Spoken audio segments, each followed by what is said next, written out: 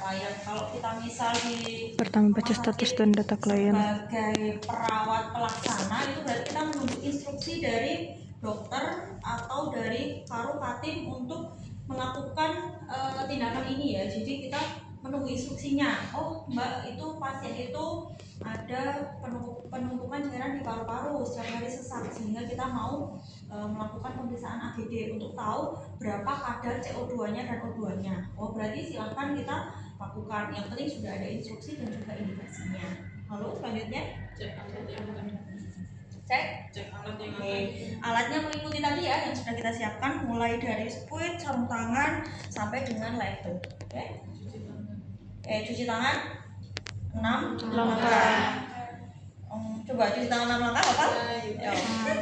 Ya sendiri hafal. Cuci tangan 6 langkah. Cuci tangan 6 langkah dulu gitu ya. Oke, setelah cuci tangan beri salam. Selamat siang Pak Bu. Saya perawat cahaya di sini akan sambil itu ya selanjutnya itu ya menjelaskan cara kerja. Di sini saya akan melakukan pengambilan darah arteri Bapak. Jadi nanti saya akan mengambil darah dari arteri kurang lebih waktunya 10 menit. Tujuannya adalah untuk memeriksa kadar CO2 atau untuk mengetahui kadar oksigen di dalam tubuh Bapak. Nanti kalau ada nyeri silahkan ditahan dulu. Ada yang ditanyakan sebelumnya? Oh nggak ada Mbak. Terus nanti apa ya Mbak yang dirasakan?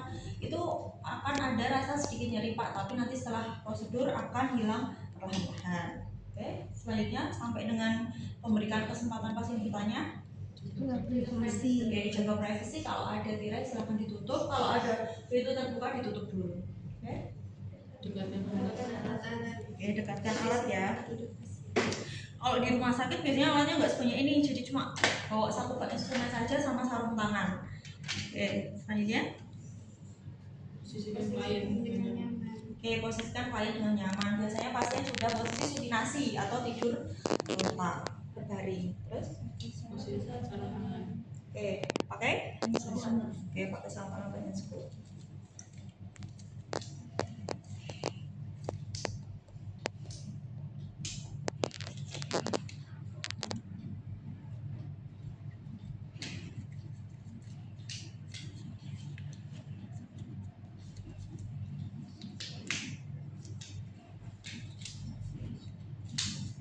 Selanjutnya.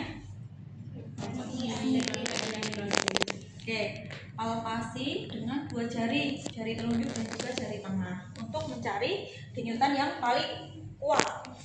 Ya, kita cari dulu di brachialis boleh, di sini radialis juga boleh. Kita coba di radialis. Coba kita rasakan denyutan di tangan kita, bisa nggak?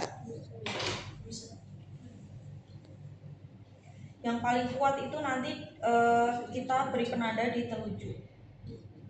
Ya. Nggak ada, siapa yang nggak ada? Pakai dua jari.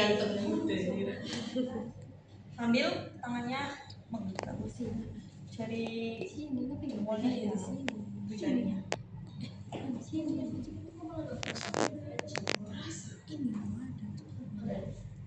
Bisa ya.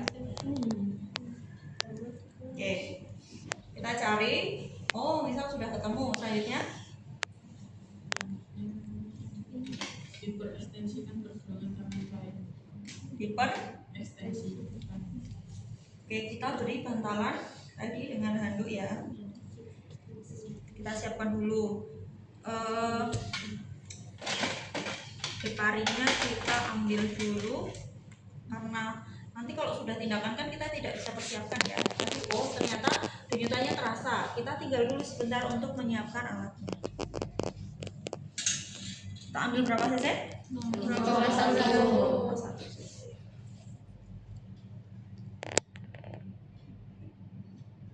0,1 berapa strip berarti? Hanya butuh 1 strip. Pastikan udaranya tidak masuk. Dikit ya. Oke, kalau sudah keluar airnya berarti sudah tidak ada udara. Oke, untuk menutup squid dengan teknik Satu tangan. cappingnya satu tangan ya.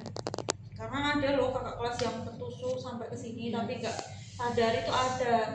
Kalau misal squid baru nggak apa-apa, masih baru, tapi kalau sisa pasien walaupun pasiennya itu nggak sakit hepatitis, nggak sakit B20 tahu ya, HIV, nggak sakit B20, tapi kan kita nggak tahu karena nggak semua pasien itu diperiksa B20. Kadang yang ada setelah operasi baru ketahuan B20 itu juga ada. Pentingnya proteksi diri, misal mau ambil darah kan kadang ada yang nggak usah lah pakai handphone nggak apa-apa, pasiennya juga tidak ada penyakit menular, tapi setelah pemeriksaannya keluar ternyata B20 yang rugi kita. Apalagi B20 itu masa jendelanya 10 tahun baru kita tahu kalau misal terdeteksi B20. Hati-hati, penting sekali kita melakukan perlindungan diri, proteksi diri. Tuh. Oke, sudah heparinnya sudah, alkohol swabnya sudah. Nanti dibukain ya. Nanti ya kalau sudah selesai. Oke, kita buka dua ya, yang satu untuk desinfeksi, yang satu nanti untuk mandi. Kalau misal dirasa alkohol swabnya kurang, kita bisa pakai kasa yang kita basahi dengan alkohol supaya lebih tebal, itu juga boleh.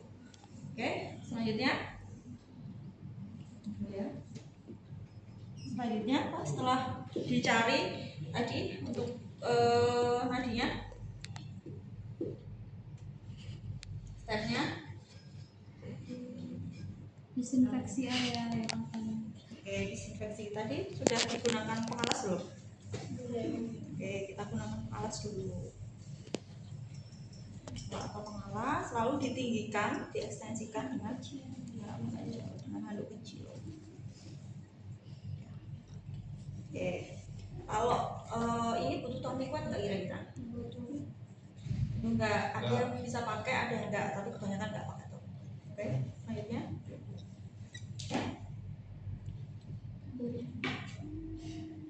nggak usah dipegang apa-apa. Oh, yaudah. Kalau ini karena berat ya, kalau manusia di sini bisa, tapi ini karena pakem nggak apa-apa. Oke, selanjutnya.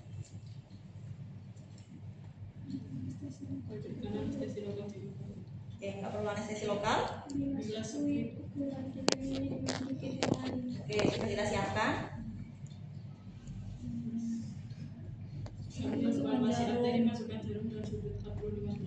Oke, tadi kita baru cari aja ya, belum desinfeksi, kita desinfeksi dulu. Oke, tadi sudah ketemu ya, misal pemeriksaannya dengan ini, kita dengan telunjuk dan jari tengah. Dengan metode apa ini? Enggak, di situ ada ya di atas metode asli. Apa? Atas tadi. Oke, kita desinfeksi.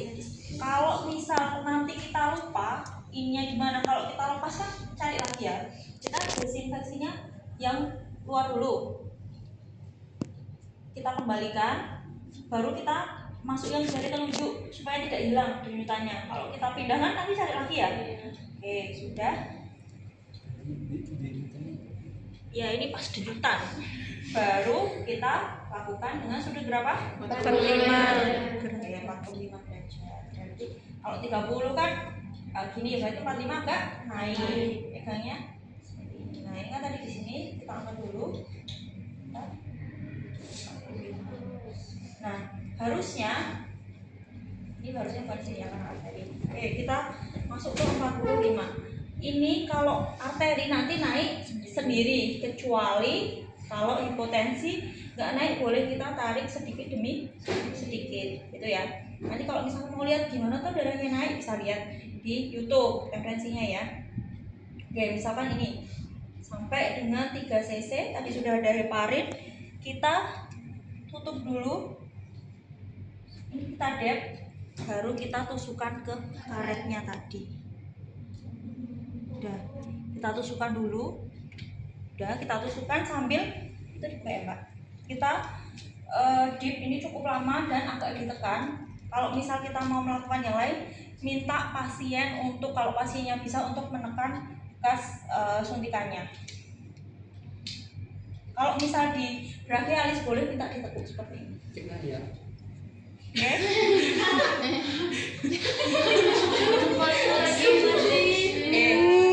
Ini tutupnya. Nah, misal ada heparin, ini dicopot dulu.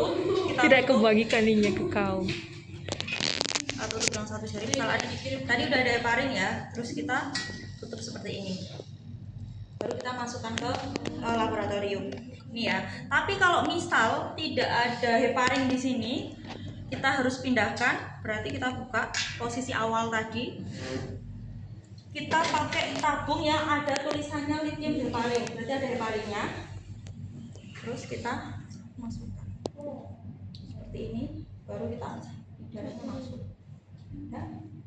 Selesai, kita recapping satu jari lagi. Kita tutup. Ini kan sudah aman ya, sudah ada heparin. Kita kocok dulu heparinnya supaya merata. Setelah itu pasien sudah aman. Kita supaya tidak lupa, kita label dulu. Kita labeling dulu. Karena kan sampelnya banyak ya. Kita label dulu.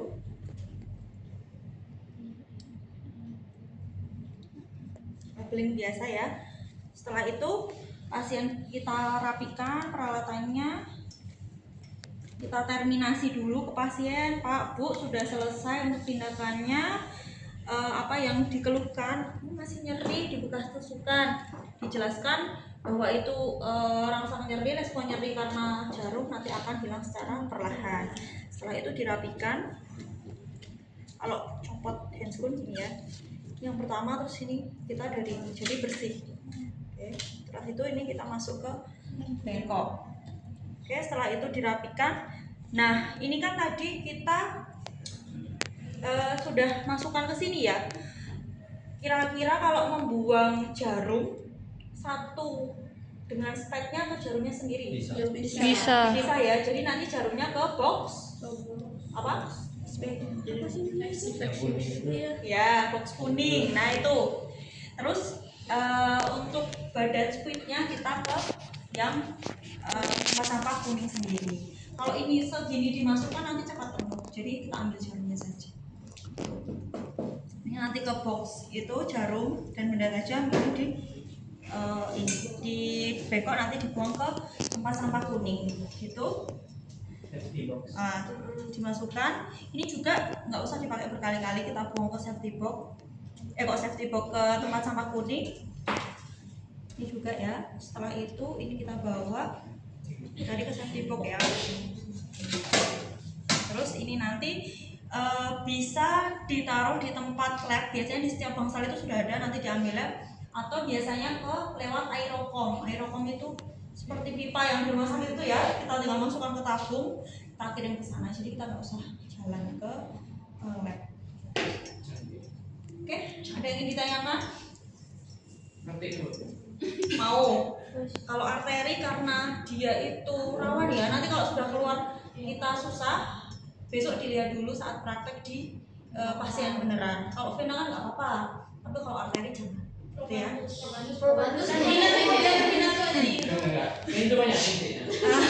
Itu ya, jangan kalau arteri. Kita lihat dulu, misal masih penasaran lihat dulu di YouTube, itu ada, dilihat dulu. Itu ya, karena ini sedikit setelah ke lab nanti akan ada hasilnya dalam bentuk ada tadi pH-nya berapa, HCO3, PaCO3. Nanti kita interpretasikan itu sebagai apa? Apakah ada asidosis atau asamnya berlebih atau alkalosis basanya berlebih. Nanti kita pelajari di pertemuan selanjutnya, interpretasi AGD, analisa gas darah. Itu. Ada yang ditanyakan?